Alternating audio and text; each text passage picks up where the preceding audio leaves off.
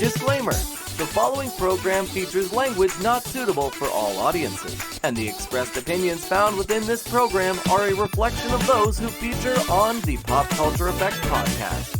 Welcome to the PopCulture Effect. I'm Rockin Rob, and on this show I bring my closest friends together to talk about all of the news happening in our pop culture world around us. So I'm here today, joined by all of my lovely, lovely friends. I'm here with Menace. Hello. I am here with Gemini. Hello. I am here with Blaze. Sorry, hi. I accidentally popped up a video and it just blew out my headset for a second there. I'm gonna keep that in, and we're joined by Angel. All right, that's two for two. Let's go. Well, sorry, somebody came in. It's okay. We are joined by Angel. Heyo. All right, now this is gonna be an interesting recording as we have a double recording and we're late. We're a disaster. You know what is a disaster? An opening for a certain movie. Blaze? Yeah, so the Blue Beetle movie's been out. The reviews for it are pretty good. Tomato Meter gave it a 78. I would have expected it to go a little higher, but 78% is still good. But the audience scoring is giving it a 92, which definitely shows the audience is in love with the movie. I feel so bad because I cannot pronounce. How do you pronounce this guy's name? Throw it into Google Translate, my guy. Zolo Merendino. No, that's definitely not. All right, Trent, it's up to us. It's up to us to say it. All right, what's the name? Solo Maradona. Oh my god. Who is this? The actor for who? Jaime Reyes in Blue Beetle. He's Jaime Reyes in Blue Beetle. George Lopez is in this movie? Oh, Yep, great. and he is amazing in it. Jolo Maridueña. Okay. There you go. We got it. He is also one of the main actors in Cobra Kai as well. So it was really interesting to see him go from a Netflix series to a big hit movie like Blue Wait Beetle. a minute. Cobra Kai. It's the kid from Cobra Kai. Hey. Never die when you're in Cobra Kai. That's not what they say.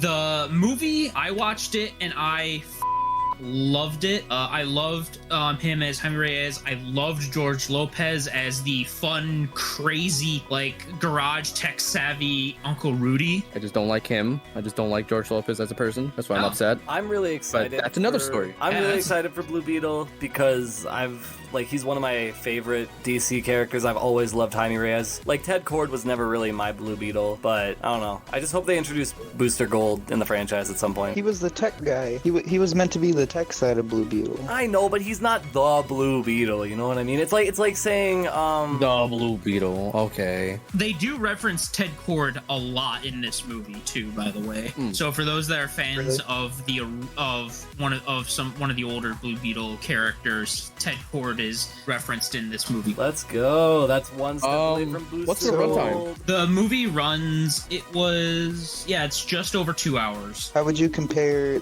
this Jaime to the comic? I think it's a really good adaptation to the comics. I'd say pretty spot on. The actor did a really good job portraying him, and the story they did for it, I think, was really good and true to the comics for the most part. I also really loved too that, I can't really speak much because I'm not Mexican, but I think it did a great representation showing off Mexican families and then just how they are trying to live in America, and also just great representation of a great Mexican superhero for the first time in a long time. Because correct me if I'm wrong, but I don't think we've ever had any like big Mexican superheroes on film before this. Not that I can remember. As a solo debut, not including the second Black Panther movie, we have not, as far as I can think of, as a Mexican lead, anyways. Other than like games and stuff, not like movies. But here's the real question. This is the first one leading into James Gunn's version of the DCEU now. So I think it was a good start to seeing how it's going to go. I know the next one's going to be the Superman Legacy. This one, I think they were already in the works of doing it before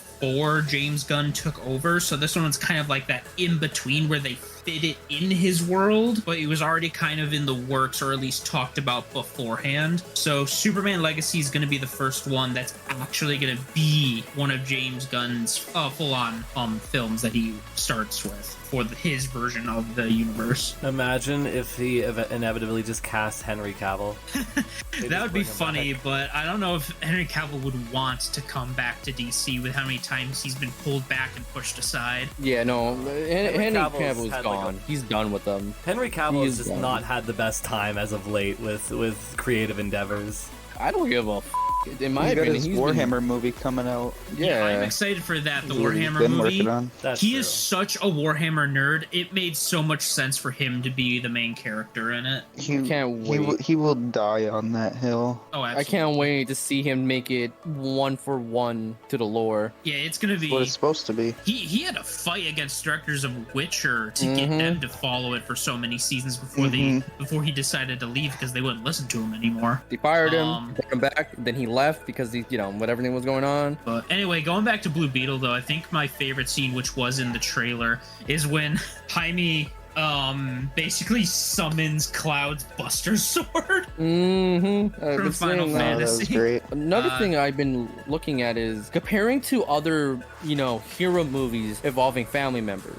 Hero movies with family members, either they get forgotten about, they're just there as set pieces, or they have some, MacGuffin, family member did this, and then, this happened. But what I've been hearing about for Blue Beetle is that each family member has a purpose. They actually had a purpose throughout the movie. They definitely do. I love my two favorite characters are definitely Jaime's. They all really have their good spotlight moments, but I really love Jaime's father in the movie, and then his grandma has some very surprising spotlight points in this movie, which were both hilarious and badass at the same time. Well, I'm glad you enjoyed the movie. I need to see that movie just because, I know the people kind of gave it a bad rap at first, but I think it's a good step forward. Especially, and it might just be my rose-colored glasses with being a fan of Blue Beetle. I hope his career goes well with the franchise going forward, because obviously they're going to make multiple Blue Beetle movies. That's just a given. They need to actually grow some franchises. They definitely did do some teasers and hints at the end that could lead to more Blue Beetle films. I hope so. That'll be fun. And as always, Batman is a fascist.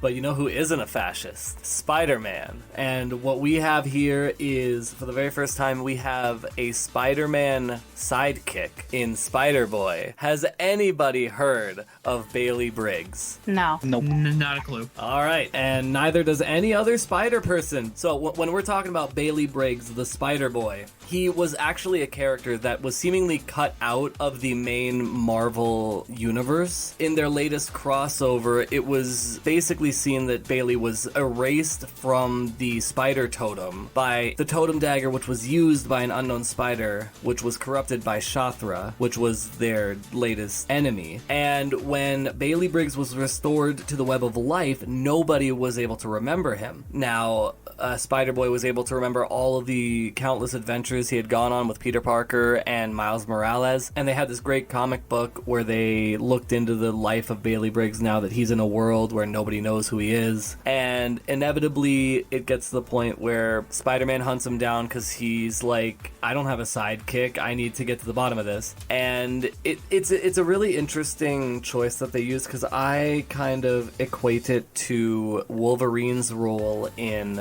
the House of M storyline for X-Men, where Peter acknowledged that it was weird that he didn't remember Bailey Briggs, and he basically questioned his own perception of reality and basically took Spider-Boy back on as his sidekick. And I'm just really intrigued to see the story, because I love when they do new things in comics, and a Spider-Man sidekick has genuinely never happened before, so it's really cool. Miles Morales? Okay, well, Miles was kind of his own Spider-Man. He was a different. What? Peter Parker? Yes, but he wasn't technically a sidekick.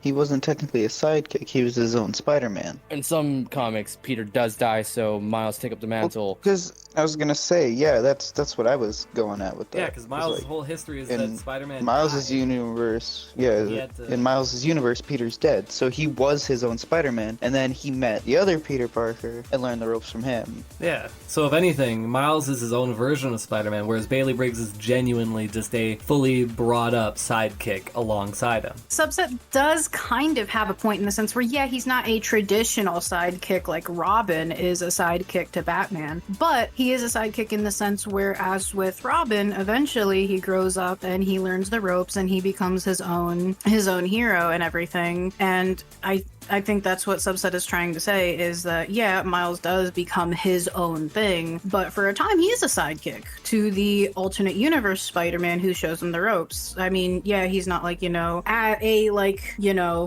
sidekick. It's just he learns the ropes. He's a sidekick for a little bit, but so he has a bit of a point. Just a little bit. Fair. I do agree, but also in that same vein, he became Nightwing when he wasn't a sidekick anymore. Well, yeah, all the sidekicks. And Miles was always Spider-Man.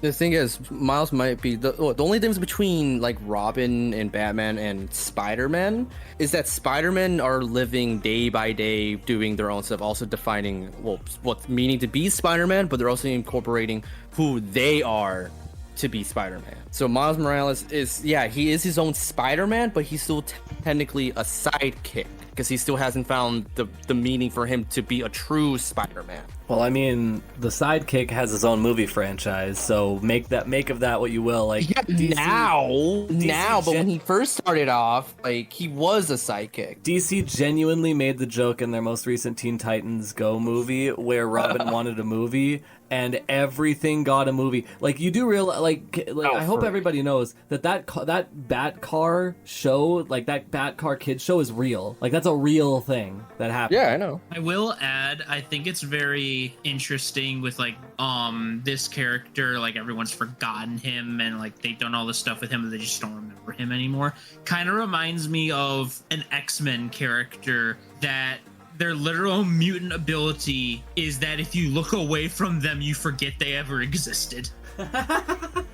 Their mutant name is called Forget-Me-Not, and literally, they have been through every X-Men comic, but every big X-Men event, they were there. But the moment you look away from them, you forget they existed. Yeah, the one thing I want to say about Spider-Boy is I really appreciate his costume because it's a stark difference to the regular Spider-Man costume. So basically, he's got 6 eyes, 4 on the side of his head, and they have this yellow tint of a lens, which I think is really cool. And the top half from the top half of his shoulder down to his hands is blue, but underneath that on the lower half it's red and it flows into the spider, and the spider basically takes up half of his suit. And I think it's just a really interesting design. It's definitely a nice, unique design and adds more blue to it than the red that usually takes over most of the costume. Right, because I feel like classic Spider-Man costumes were red and blue. Don't forget red and yellow. Red and yellow? When did he the ever Iron have Man a red suit? and yellow? Women. Oh yeah, the Iron Man suit, the Spider Women, the first 2 Spider Women that first appeared. Oh yeah, they did have a red and yellow design. God, guys, come on. Hey, it'll be okay. I'm looking forward to seeing if Spider-Boy catches on as a character. You know, he might show up in the next Spider-Verse movie. Do Spider Family? Get his own. There already is a Spider Family. I do know, going back to movie talk though, that one of the next Marvel films coming out within the next few years is going to be the female Spider-Woman, Silk. Ooh, yeah, I heard about that. Finally seeing Silk on the screen. I appreciated her character. The only problem is if they have Peter on the screen as well, because that can get really intense. I think Silk is going to be in the MCU, or at least the version of it with Tom Holland's Spider-Man. But yeah, Bailey Briggs, he's going to be a great character. I think overall he's going to bring a lot to the Spider-Man mythos, because I feel like at this point they've pretty much done everything they can do. And who knows what his inclusion will be,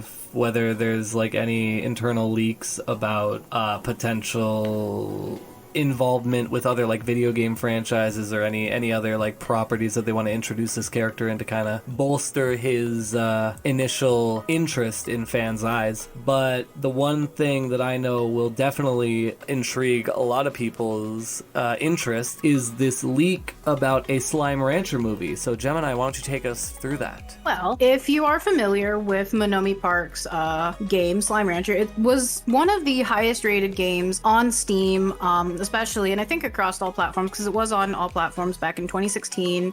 It's just a cute little game where you go around, you play as woman Beatrix LeBeau on this like alien planet, and you just kind of collect slimes and sell their plorts is what it's called in the game for like currency and everything. It's the cutesy little game. But anyway, the game was really successful. It has a sequel now that released a year ago, actually, soon in September of 2022. But because of its huge success, the creators Monomi Park have partnered with Story Kitchen for a possible movie, and which was founded with video games in mind, such as the John Wick creator Derek Kolstad, Sonic the Hedgehog producer Dimitri M. Johnson, and former APA agent Mike Goldberg. There are no details yet as to what the movie is going to be about, let alone when it's even going to be released. It's kind of expected, the game already has a named protagonist who has a look and everything, it has a story to it and everything. It's more kind of based off of like notes you find of the previous individual who was a slime rancher on this planet and everything, but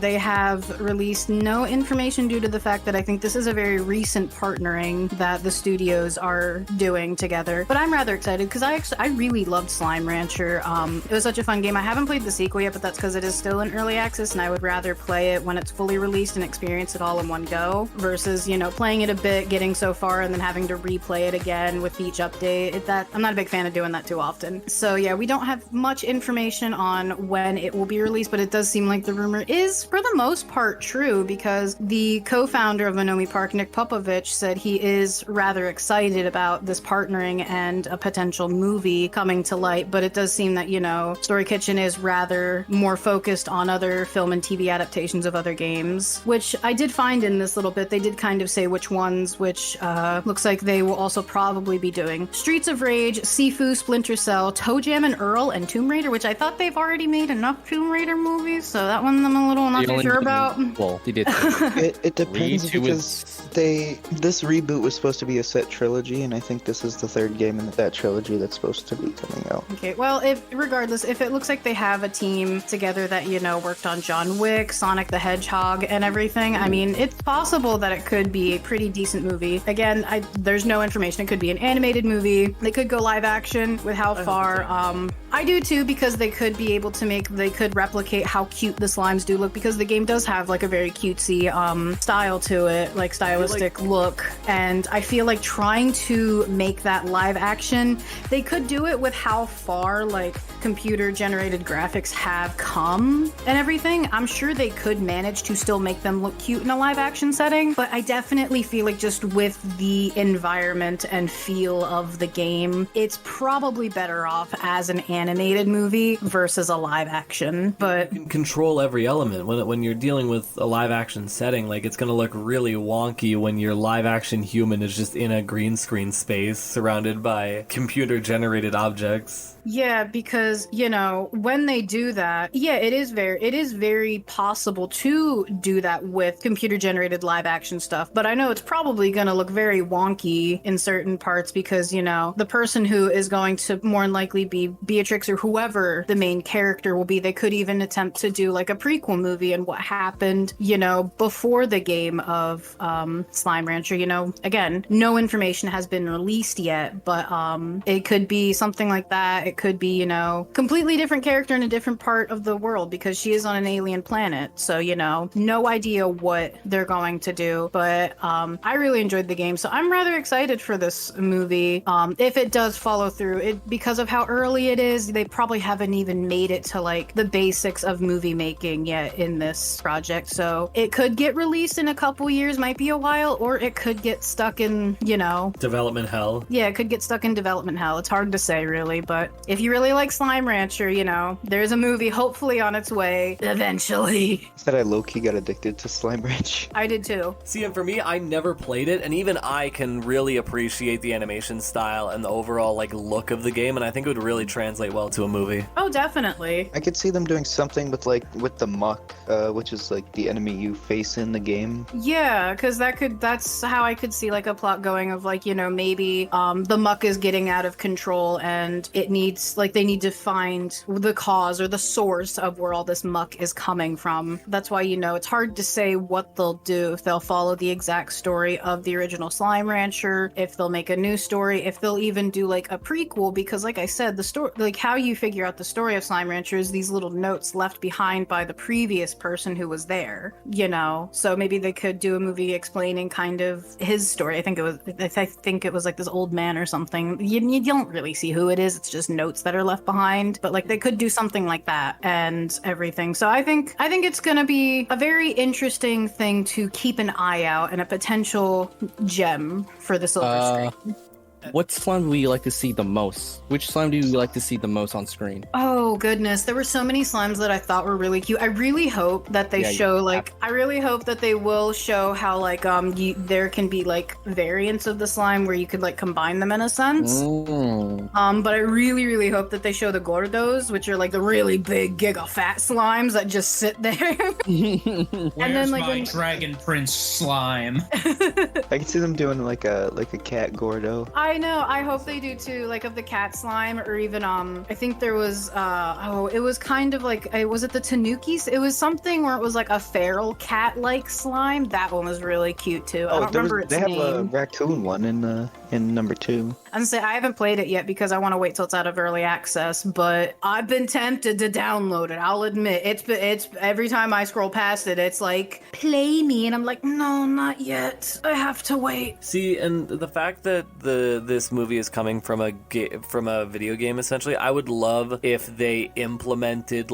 teases or even an ARG in Slime Rancher to kind of tease the movie and to give people a way to experience it before the release date or before the trailer comes out. I guess it depends on how long it will take by the time they get to that point of the movie versus how long it will take Slime Rancher 2 to be completed. I always thought Slime Rancher 2 just came out. It's in early access right now. It's not completed. Oh, gotcha. Yeah. That's why I said I haven't played it yet. No, I was gonna say, but that could be an interesting little thing of when they do updates or whatever, they put in a little nod to the movie or whatever, but it would all depend on how far along they are with both projects when they come around to that point. But yeah. Yeah, going from the potential movie of the Slime Ranchers, we're going to move into gaming news, but right before that, I need to ask this question because Subset and I were talking about this earlier, and I just need him to talk about it because there's this trend going around with the original Total Drama Island cast, and Subset, please take us through the journey of Island of Slaughter. It's actually called the Island of the Slaughtered. But yes, this is a recent thing that popped up on TikTok not too long ago, and it's just been gaining traction ever since. And what you mentioned, it started off with the first cast of an old animated TV show from Cartoon Network called Total Drama Island. This is still a trend. Somebody decided to make a little story, a little AU of what happened during the first season, involving the first contestants of the show. It preludes to another episode when a serial killer escaped prison and was loose on the island.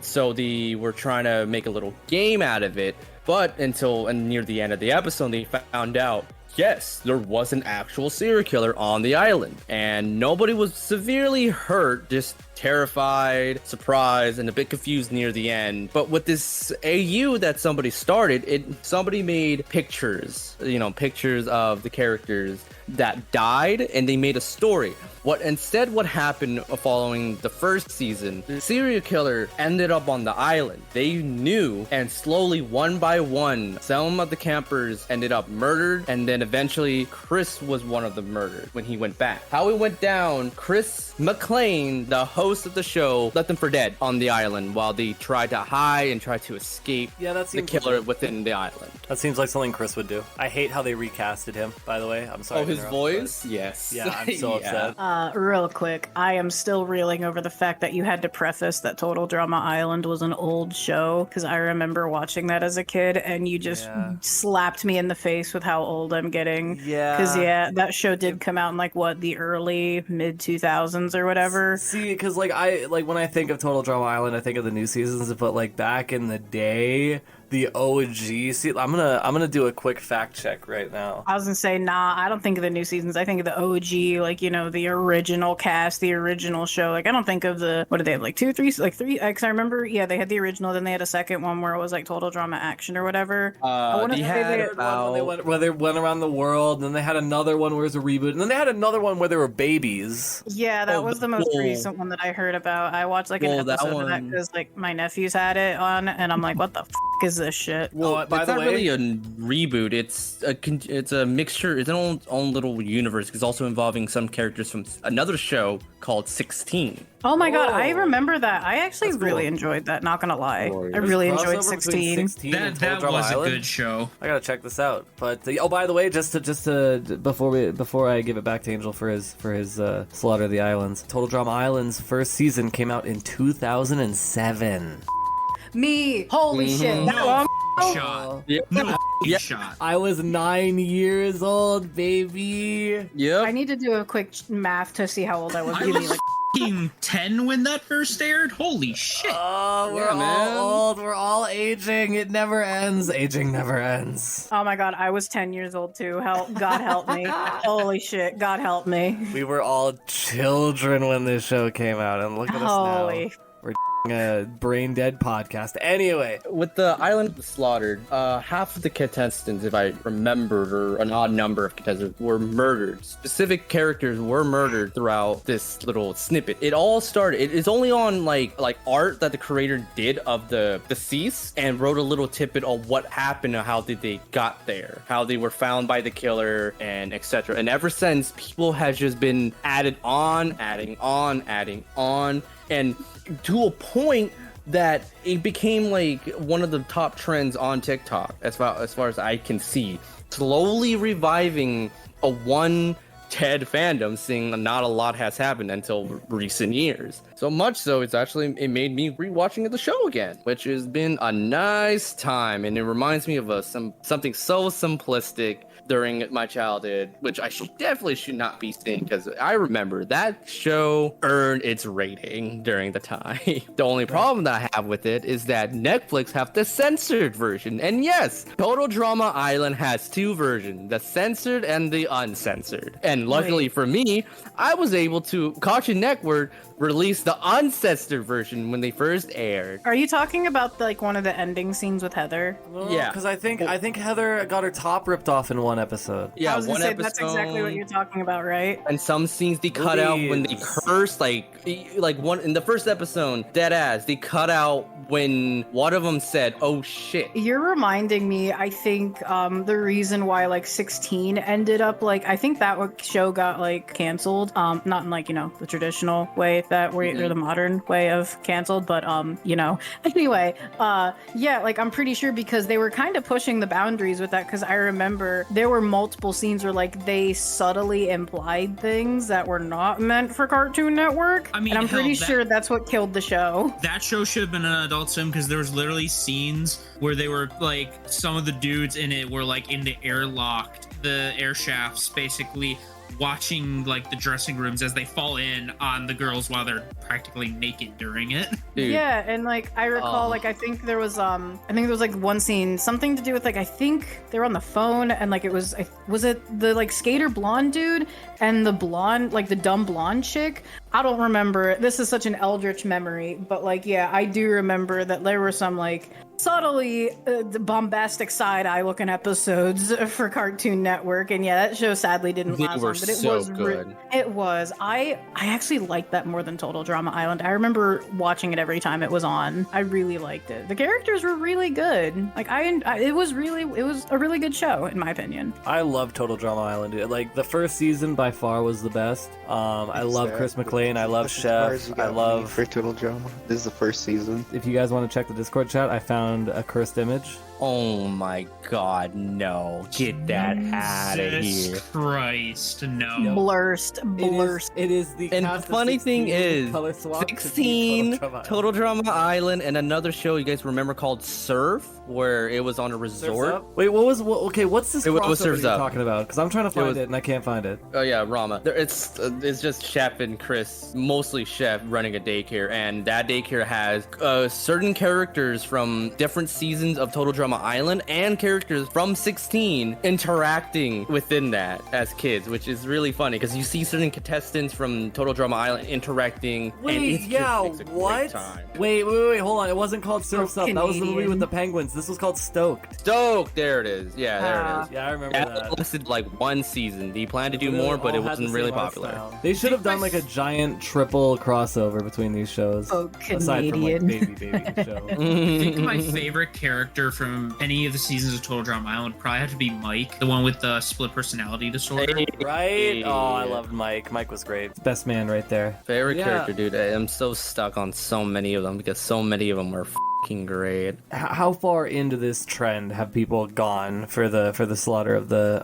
As far as I know, not far, because the story goes that after some of the contestants have been killed, there are survivors from the slaughter, and people have been adding on different headcanons of how the survivor contestants have been dealing with the loss and the trauma that happened on the island, because some of the deaths references some cues or some things from the show itself, specifically on one of the girls' deaths. One of the episodes, which I just saw earlier, Courtney and Duncan, two of the other contestants, said when they were separated from them, when they were asked what happened to your two teammates, Courtney said, oh, they probably got eaten by wolves. That tidbit was used to basically inspire Sadie, if I remember. That's the one who perished in that death because she was eaten by wolves. She was hanged out and eaten by wolves while her best friend watched. Granted, nothing visually. There was just an artwork of the aftermath. That's it. So some of these deaths are referencing certain things that happened throughout the season in the show. And if you're a fan, you might catch something. And ever since then, they've been adding in little headcanons on what they were doing, and or also on the people who died. Also adding in those headcanons and adding a little extra layer of mystery. This whole AU literally has just been building and building and building, and a lot of people are having a lot of fun with it. It's very stark because as far as I could tell, this is like one of the more darker tones for an AU that happened to one of the most lighter tone shows that,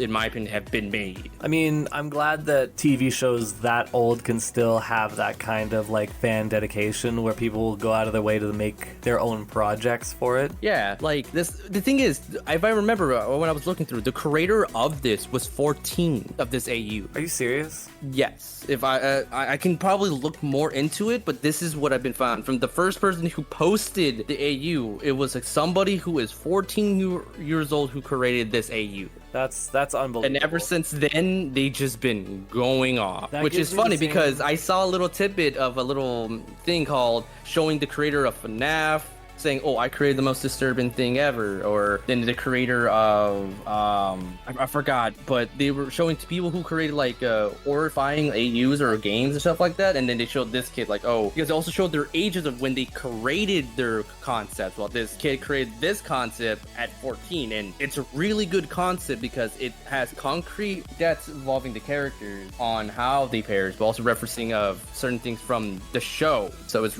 in my opinion, it's really thought out of, and I've been enjoying how the fans, old or new now, seeing that it's been resurfacing with that new show, the new season that came out, and then this. And honestly, I hope, this is just my personal hope, at some point they may do a movie, because there has been so many fan projects, specifically one project that's been in the works for years, and I think it's done now. It's called Total Drama Reunion, where all the old contestants from the first season came back as adults to testify against Chris McClain that they suffered and still are suffering from what he did to them years ago. Yep, I remember that. And a lot of people did enjoy it. Granted, there was gripes to it, which is, I'm not surprised, but for the most part, it was an enjoyable fan-made watch. And I hope I can see more AUs with not only just Total Drama Island, but other shows evolving into years to come. Even that little small opening of, resurgence. But I hope they make a movie either at some point in the future, seeing all this hot topic, or hell, even make another long series as they used to. If they do a movie, I hope they actually have crossovers with 16 and Stoked and bring that kind of full circle. But yeah, I really look forward to kind of the overall, because it's stuff like this. It's these grassroots fan movements like Reunion and the AU and all this other stuff that really gets companies to recognize the fan interest in IPs, which then brings them back. Who other than the people who are a dedicated Proud Family fan wanted a Proud Family, like a new season of Proud Family? I was surprised they decided to bring back Proud Family. The only reason the Proud Family came back was because people wanted to watch it. And boy, has it been a fever dream. Right? Oh man, Total Drama is literally a fever dream. But moving on to the gaming news, because it's literally been a fever dream with how much that's gone on over the past 2 weeks. Firstly, to get the gaming news underway, I think it's important to talk about a game called Zenless Zone. It is extremely difficult to pronounce because you could just call it Triple Z. But this game, I need to preface you guys, this game is going to be my new favorite game because it is a combination. It is a combination of a live time battle RPG, and the other half of the game is just a mini game collection. So it is literally Mario Party mixed with like a hack and slash beat 'em up with with RPG elements, and you can pick multiple characters, and the art style is beautiful. It looks amazing. There's a wolf guy in there, so furries, they get their representation too. I remember seeing some teaser videos of this a while back. I was always interested what it was from, but I could never find out. You messed up the name. It's Zenless Zone Zero. I've literally known this game as Zenless Zone for the entirety of me knowing about this game. I did not know it was a zero. Robbie. It's f***ing Zenless Zone Zero. I'm so dyslexic. Zenless Zone Zero is just my new favorite game. My new favorite game in a way where I can totally remember the name of my new favorite game. But yeah, I'm super excited for this game. There was a giant amount of gameplay that was featured at Gamescom, and yeah, this game was under a lot of people's radars. I know one of the YouTubers I watched, Globeku, did a video on it, and that was actually the video that got me interested in checking out this game. And sure, the character designs are really cool and the attack animations are great, but the thing I'm really excited for is that part. I'm going to go for those high scores in those arcade missions. That's definitely going to be me. That's the only thing you're worried about in the game. Yeah. I don't care about any. I don't even care if it's microtransaction. I just care about playing mini games from Mario Party. I shouldn't say Mario Party. It's more like genuine arcade games. Anyways.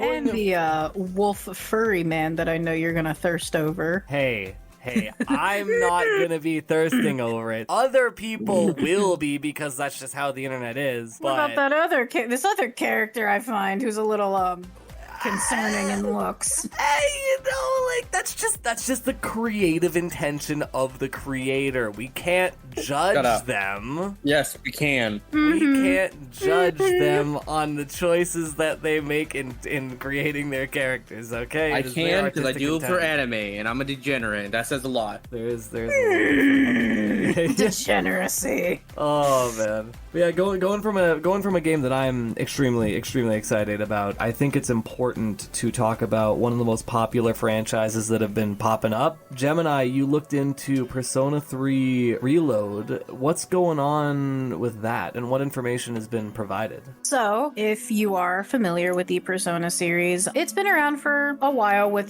Persona 5, their more recent iteration. I'm pretty sure that one, kicked off. That was what really reignited the series for a lot of people. It was even introduced people to the series. For me, I was introduced to the series through Persona 3, which is a much older game. This was released on the PlayStation 2 back in, I'm gonna be honest, I don't know. Let me do a quick check. If it was PS2, it was probably around 2005. 2006. So you were close. Yes. Yeah. 2006. Altus released Persona 3, and now they are going to be remaking it called Persona 3 Reload, which is going to be, from what I have seen, it is a full remake. It's not even a remaster. This is a full 100% remake. I have seen a couple clips from the trailer, and it looks very slick and polished and pristine, like how the newer Persona games look. And they have even put a release date now, which will be February 2nd of 2024. So I am excited.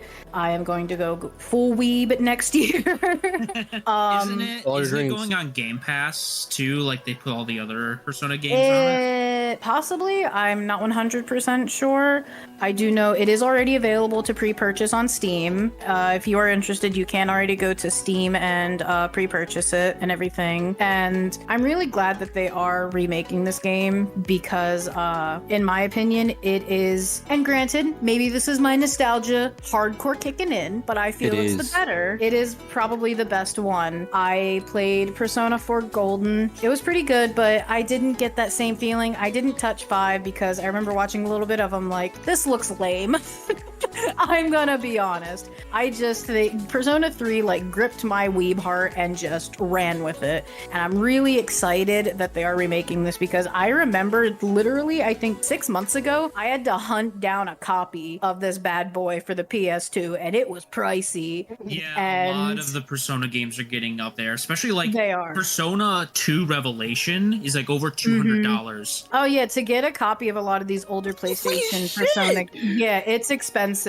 They're a lot of these old PS2 games, they're getting up there in price. It's ridiculous. Especially, anything anime or horror related for PS2 era. Arm and a leg. Don't get me started on Rule of Rose. Don't get me started on Anyway. But yeah, so they are fully reworking it. I watched a bit of the trailer and it looks like, they've even they've redone the art for the characters in the cutscenes.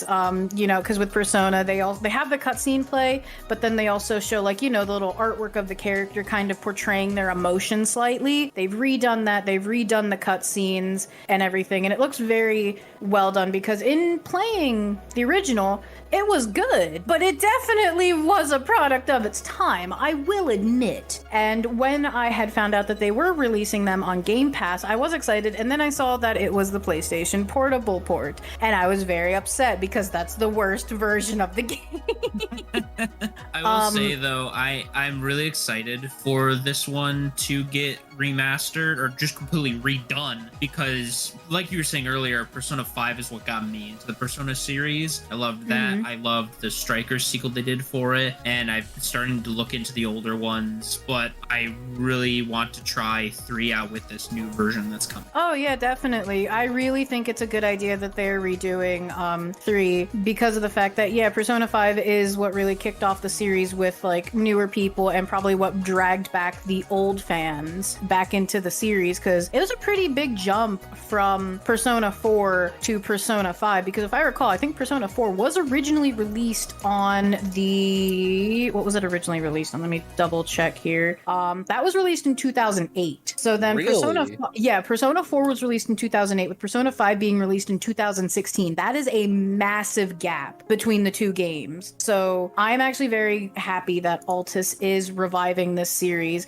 I'm sure a lot of the old time fans wish that they probably would go back and maybe remaster or even remake some of the older older games, but I do feel like Persona 3 is probably what was kind of like in the time of was like the Persona 5 back in 2006, you know? Please redo 2. I don't want to pay over $200 to play it. Honestly, I am a little like salty with myself that I like scrounged a copy only to find out that they're remaking it. But like honestly, I'm kind of glad I have a copy of it anyway, because as you said, Blaze, you know, it's gonna skyrocket to over $200 in a couple years, especially when this releases. Then people are gonna be grabbing it for collector's editions and everything, or like, you know, as collectors, and they're gonna price gouge the hell out of it. And then there's the scalpers. Yeah, exactly. But it seems like with this, you know, they've overhauled a lot of like the interactions and the cutscenes with the game. You know, of course, because it is a remake of the game, they are going to have all of the characters, you know, Kanemata, Koromaro,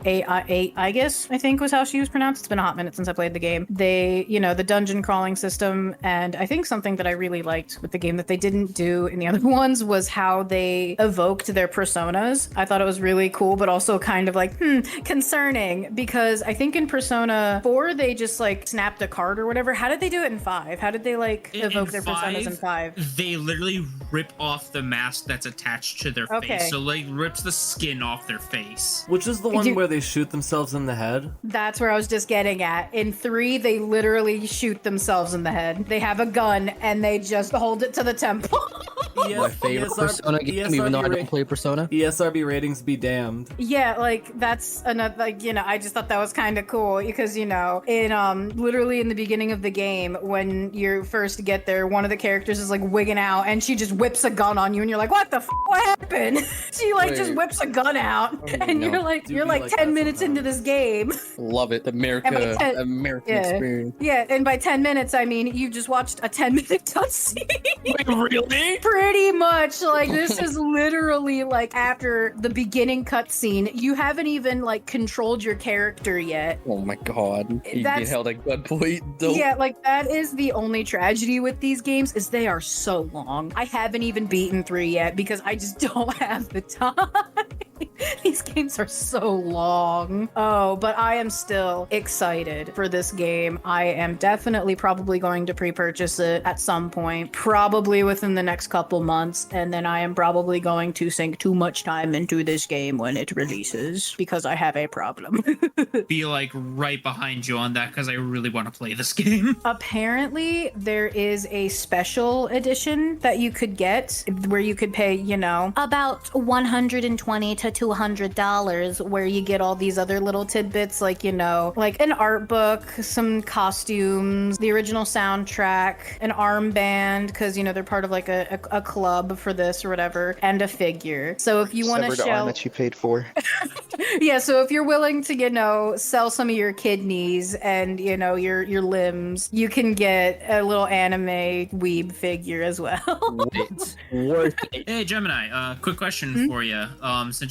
Since you're pretty excited for 3, are you excited for the Persona 5 tactics that they announced? Considering I kind of avoided Persona 5 out of my grumpy old man status, I didn't even know that was a thing.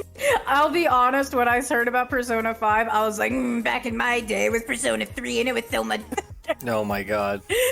Back in my day. I really did. I pulled like a hipster, like old man move of like, game's better. The Persona 3 game was so much better than Persona 5, and I haven't even touched it. My day, we just shot each other in the head. Yeah, back in my day, we just shot each other in the head to bring our personas out. We didn't rip masks off. I thought Joker shot himself in the head as well to switch over. Yeah, that's what I thought, because I was gonna say, that's why I the asked only one with a fucking gun. He brought the gun into Smash Bros. They He all literally have different came weapons. packing heat. One of them has like a SMG, one of them has a shotgun. Well, I was gonna say, like I said, I don't know how it is with Persona 5, but I do know in 3 that is how they like summoned their persona. They called it an evoker, and it was just like a 9mm looking pistol. I don't know guns, so it could have been modeled after a deagle for all I fucking know. I'm gun retarded. Anyway, From what I remember, no, to me it looks more modeled over like a Beretta or some shit like that. I don't know guns. I may live in a form of like a yeehaw kind of area, but that don't mean shit. You're anyway. Trend. We're Yahi. I'm sorry. We're Yahi up in the north. Yahi over here in the north anyway.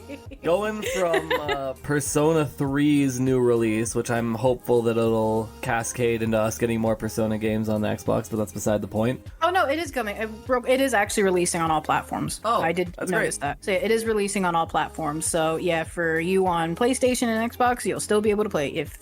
Honestly, you probably could have been able to play it on PlayStation anyway because of the fact it started out as a PlayStation game, but it's going to be on all platforms. But yeah, going to another third game in a franchise, Subset, what's going on with Little Nightmares 3? It was made an announcement from a long way to game. After 2 years after second game, Little Nightmares 3 is being developed as we speak. And it's going to come out around 2024. And it's being made, as I just found out, even though it was showed right at the beginning of the trailer, but I'm stupid. It's being made by an interesting studio. But it's being made by the same people who made Until Dawn, Quarry, all those choice-making games. And that is already sitting well in me, because that's going to be a good experience. And added into the new prospect of going through this Little Nightmares universe, you won't be alone, because this is going to be a co-op game, which already fills me with joy, because we need more co-op games. Is it going to be online co-op or local co-op? Both. Wasn't the second one a co-op game? To get away from COD and single Destiny. player. How was it? I thought it was co-op because there were like two little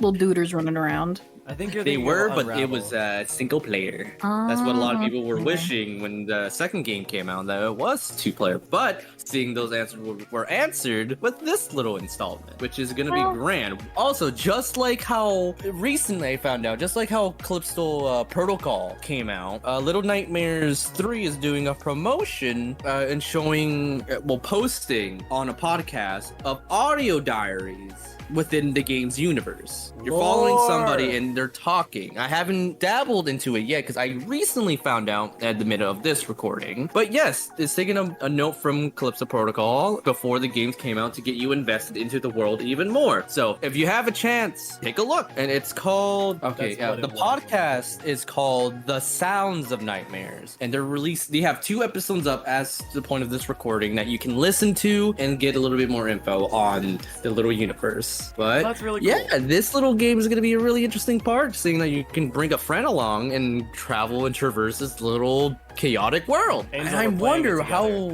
just wondering if you're going to see, Six and the tall man again, or I forgot the kid's name when he was a kid, the one with the big ED. But I'm wondering if we're ever going to see some familiar faces in this, or is it going to be a whole fresh new take? I think it'll be a mix of both. A little bit of callbacks to old stuff. With the books, there was a whole other set of kids. This is not a Five Nights at Freddy's situation. Comics. They've got Free comics. books. That's actually really cool. I wouldn't have known about that. And neither would you have, viewer. I'm already loving the Robbie, designs they're just doing. Stop. I'm loving the designs of these characters already, and I already know which character I want to be the most. The one with the wrench on her back. But yeah, I'm glad that this kind of somewhat of an indie franchise is getting another game. Like more content means that they can do more stuff. Hopefully we'll get more comics, and I'm really excited that you told me that there's a comic books. But yeah, I'm glad that Little Nightmares 3 is got itself some leeway in its development. I'm really interested in it, and I think you and I are gonna have a good time playing through it. Who said I want to play it with you? I've made the decision. I'm going to get the game. No, so you're not. I'm playing it with together. Trin. What? I haven't played games with Trin now. We're playing Little Nightmares 3 together. Bitch, when we playing Baldur's Gate together? Yeah, you bitch, have to when I play get a Baldur's Gate PC. 3. Oh Bruh. wait, actually, correction. When it comes When to it comes console, out it is on coming to Xbox. console? It is Oh, coming. It is yeah. coming out to console. I forgot it hasn't released on console yet. It's coming out on PlayStation first, and then Xbox. Alright, fair enough. And it did just get announced that it will be on Xbox before the end of this year. It was announced that it might I'm wait until crashing like this party. later next year, but it's The going to be only end of this year now. The only reason why Xbox is getting it last because they were still trying to fix the issues of trying to put it on there, and the issue was split screen. Series You can't S split couldn't screen. do split screen. Yeah, so they got rid of Mhm. that feature for us, but that's fine. I don't want to play that in split screen anyway. Oh god, I've seen screenshots of it. It looks so clunky and weird. I haven't played it split screen, but it looks clunky. But I'm so excited to play that with you. You keep your mitts off my wizard though. Jesus, Gemini, just can you tone the gremlin down by like You can have the wizard. I just want Karlach. You can have her. She's adorable, but you can have her. Jesus Christ. Just keep your pixie scale. I don't know who the trying to love. keep as blunt as possible to that game. You would probably go after Karlach or Shadowheart. You'd go after Shadowheart. Never mind. You'd go after Shadowheart. Why Shadow? I know you're. Because I'm edgy. Yeah, because she's an edgy bitch who's just like Who is she? She's an edgy trickster cleric. Wait, is that what is she black hair, fair? Yes. Yep. She's the half elf. So that's who I've been seeing on my page about somebody being a bit of a sarcastic bitch. Kind of, yeah. She's like an edgy, sarcastic, you know. I'm gonna be honest, seeing everybody, I don't really care. I'm at this point, I don't really care that like they're not piquing my interest. Even the tall tiefling lady. You can have the frog woman. The frog woman. Okay. You can keep Lae'zel. Okay. I feel like that's a diss, Gemini. Look, literally, she's just like, I want to lick the sweat off of you, and you're like, don't touch me. I love how your mic peaked at them. Yeah, I did. So we'll figure it out when we go through the game with you, Blaze, me, and Menace. Because Robbie isn't going to play that game. Because his attention span is that worse of a goldfish. I mean, Hey, I've managed to wrangle someone with severe ADHD into playing that game with me, so you know. Trin, you know how long it took me trying to help him go through the first castle in You'd be Elden like, Ring? Okay, fair enough. we're not even it through was it. fine. We haven't Fair even defeated Godric yet. Oh my, Robbie! You haven't got Robbie. yet? He went around. Robbie. He went around Godric's castle, went behind it, and got to the lake that way. I mean, Yeah. that's one way to do it. You technically Podcast is can starting to skip turn it. into the Diss Robbie hour. Yeah, that's right? fair. What We the should heck's probably going get back on here? track. Tyler's got to talk about Gamescom. Oh yeah, that's gonna be cringe. great editing. Robbie Anyways, cringe. I hate you. Anyways, before we get into the Gamescom showcase, because there's a lot of news, Menace, I know you've been waiting to dive in on that. But Blaze, I know that there's something that Xbox recently announced, and why don't you go ahead and wrap up this portion of the news? I hate you. I hate you so much in your segues. Anyway, Xbox decided to take their own little spin on what PlayStation has been doing with designable swappable side plates for their PS5s for custom design, and Xbox is doing something similar but also very different at the same time, where they're making these very durable engineered fabric wraps that will wrap around your Xbox and fabric seal itself around it to give it its own unique custom design, with 3 versions of it being announced to start off.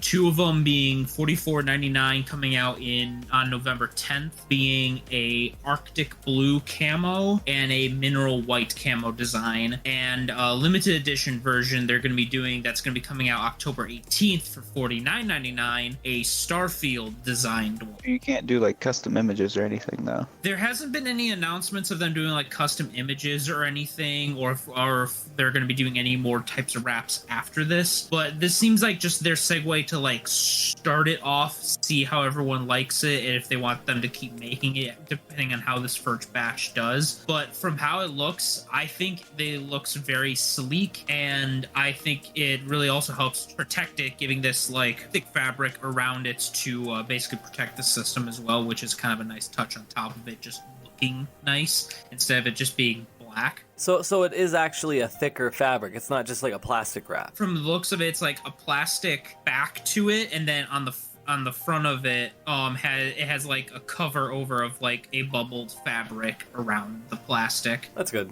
Because the thing I was worried about when I first heard about this was just the way that I was just worried about how easily the fabric could peel or get scratched up. You know, it looks like it's very durable, and it's not something that would just fall apart after a few weeks of having it on. It's something that will last on the system for a long time. That's good. I'm glad that they're because I feel like this will give them a lot more freedom when it comes to the quantity of special editions that they can make now. Yeah, because PlayStation was very smart having the swappable face plates, because whenever they do a limited edition system, like with the Spider-Man 2 system that's coming out, all that is a swappable side plates on it with the Spider-Man design on it, and they're actually selling those side plates separately for people who already have PS5. games. So it's nice that Xbox is kind of doing their own version of that as well, so that way people who already have a Series X can still get a cool design for it without having to sell theirs and get another one that's a limited edition like the Halo one they did when Infinite released. I'm interested to hear from you guys what ideas you think would be cool to see that Xbox would do for these custom wraps, for like either like just custom designs like the camo ones, for instance, or if like there's a themed one from a game coming out soon, you'd like to see a custom Series X design wrap. I want to see a Crash Bandicoot box wrap. I want Burger King, guys. But specifically, I want the green box. Dragonade, of course.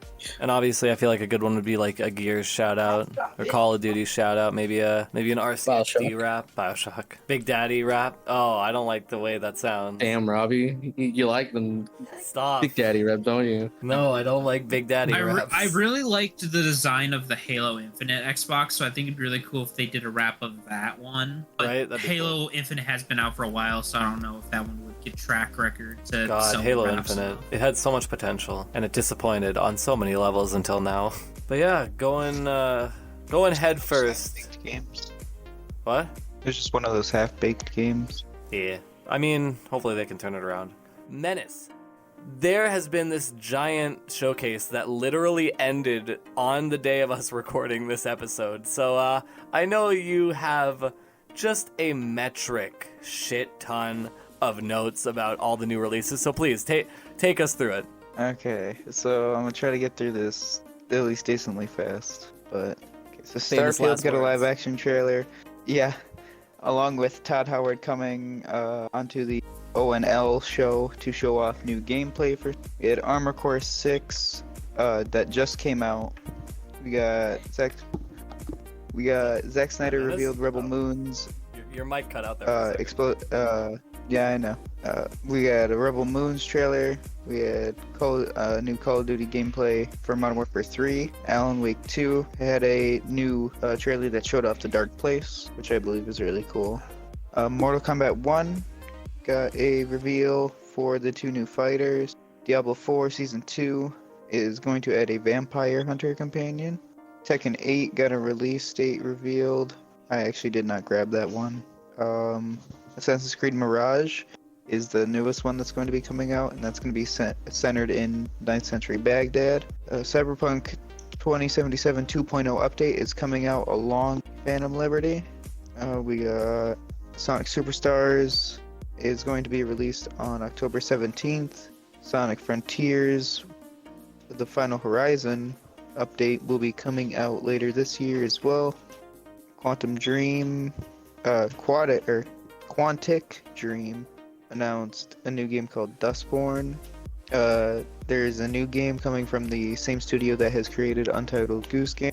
Black Myth Wukong trailer was announced. The Marvel Snap is now available on Steam. Medieval Fighter Warhaven has a release date of September 21st. Grand Blue Fantasy Relink gets a February 1st release date. Nightingale ONL gets a release date of February 22nd in 2024. Expeditions is a new mud running game. It's a new driving simulator game for Crimson Desert. Got a gameplay trailer. Killing Floor 3 was announced. Age of Empires was announced to be on the Xbox Game Pass. The Last Epoch is getting a new DLC coming out called Roommaster. There's a new crew game, Crew Motorfest. Fort Solace is a new game coming out with official launch trailer. Lords of the Fallen is getting a new story. Genshin Impact is getting a new concert event. Honkai Rail is officially going to PS5. Payday 3 is getting an Ice-T add-on. Delta Force is a new tactical game coming out. Homeworld 3 got a story reveal trailer. Warhammer Age of Sigmar Realms of Ruin is got an official release date trailer. Our History Untold got a story trailer. And that was just all of day one. Jesus Christ. Yeah, there is even more. there were even more games on day 2. I'm just gonna go through a couple of them. I'm not even gonna read out the list. There was RoboCop Rogue City, AK Solotl, where it is a top-down shooter. It is multiplayer, and you play as axolotls with AKs. What the fuck? And that's coming out on September 14th. There, for those of you that liked Among Us, there is a new game coming out called Underlab. It is a subterranean social deception game coming out for PCs and console. There's The Last Faith, which is a Gothic Souls-like game coming to PC and consoles November 2023. There is The Gap, which is a psychological thriller for PC and consoles coming in this fall. There's also a game called Parcel Corpse, made by Billy Goat Entertainment, and it is a over-the-top, think of Goat Simulator, but you are a parcel delivery service. That's coming in to consoles and PC in 2024. And there is a Soul Slinger, which is Soul Slinger Envy of Death, which is a roguelike, which you play as the last soul left in limbo. And those are some of the ones from day 3 that were announced for the future show games. Future show games for Gamescom. And then day 3 was the announcements for the winners for Gamescom for the awards. Best trailer and announcement for Gamescom was Little Nightmares 3. Best on the show floor was Bandai Namco. Best Microsoft game was Mortal Kombat 1. Best Nintendo game was Tears of the Kingdom. Best PC game was Payday 3. Best Sony game. Best Sony game was Tekken 8. Best mobile game is Sky Children of Light. I actually haven't even heard of that one. Best visuals was Black Myth Wukong. Best audio was, once again, Legend of Zelda Tears of the Kingdom. Best gameplay was also Legend of Zelda Tears of the Kingdom. Oh, of course. Most entertaining was Payday 3. Most epic was, once again, Legend of Zelda Tears of the Kingdom. Dude, no way. Most wholesome was Pikmin 4. And Games for Impact category was, once again, Sky Children of Light, and then the ending today, I didn't get to cover it really, or to look into it, but it was essentially showing off the last minute surprises for some of the games that were announced, like Black Myth Wukong got a trailer. There was another Genshin Impact thing, I actually believe. I think it was showing for the concert event that's going out. And a couple of other games got extra special trailers for people that were there. But yeah, so that has been Gamescom, and there's a lot more that I didn't even put on that list. I mean, I think that pretty much wraps up everything that we're going to be talking about today. I want to implore everyone to go check out everything that we've been talking about, all the different stories, movies, games. But yeah, I want to implore everyone to go check out all the amazing podcasts that CJSW has to offer. It's been a wonderful time to hang out with all my lovely, lovely friends, from Blaze. Anytime. To Gemini. Pleasure as always. To Menace. Oh yeah. And to Subset. Heyo. Anyways. Future Robbie. Wow, god damn it. Anyways, have a great rest of your day, everybody, and we'll see you in the next one. Goodbye, everyone. Bye! I'm gonna finish this page after this recording. No, No, we need to record this Subset for sake, please. After, you piece of shit, listen! Oh my god! Well, that's not how Discord works, dumbass. Go. Alright, just calm down, guys. Be more technologically savvy. God. Only with computers. Alright. Only with computers. Are we all good? Everybody. This is a computer program. In their room with no interference. We're all good. As much as I can be. Wait, hold on. Let me do this now. I have things on mute. Mute phones. Oh shit, Oh, yeah, that's the only thing that's not muted. Okay, my feud is on. My phone is on mute. I had to turn my volume down. But yeah. Alright, You guys couldn't even sit down through a pain setting. Alright. And I'm a Satanist here. This ain't even my fucking Bible. I don't even like the New Testament either. You actually grabbed a Bible. Yeah, it's the New Testament Holy Bible. Red So I letter can figure edition. out where It's mine called is. the I Bible. could also join in on him, but I don't know where it's at. not even mine, but it's You're something. telling me I can't just drag and drop? No, that's some dumb shit. All right, We're but yeah, just reading my favorite passage in this book. Okay, I'm gonna start. I'm gonna start this. We're gonna start it, but Okay. just as a heads up, Blaze, we're probably gonna be talking about Blue Beetle first, Yeah, fuck. Okay, shit. and then mine. You didn't even post it. Wait, did you post it? Did you put the topic list? Yeah, You did. I was just. Then why aren't we just... Oh, you're just switching the first two, okay. Yeah. Because I realized in both episodes I'm the one starting the episode both times, and I'm like, I want Blaze to start this. You do the intro, doesn't it make Hey, sense? Robbie. though? Robbie, Yeah, can I switch the Island of Slaughter with the Little Nightmares? Because Little Nightmares isn't that long of a topic. Oh well. I like that to be my Well, no. first. Here's the thing you gotta realize though, like the Gamescom showcase is gonna be really long. And that's Wait, nothing I against. asked. That's, Okay, hey, first there's of nothing, all, nothing against it. before I got nothing say against all it. this, It's content, no, bro. I don't before care. I say all this, I asked, does anybody want to take one day of this fucking Gamescom? Because this is a lot. It's okay. It's a lot. Let's just get started. We're already like 2 hours behind schedule. All right. So we got our little intro, blah blah blah. You know what, man? I'm getting worse at this, but we're just gonna go with it.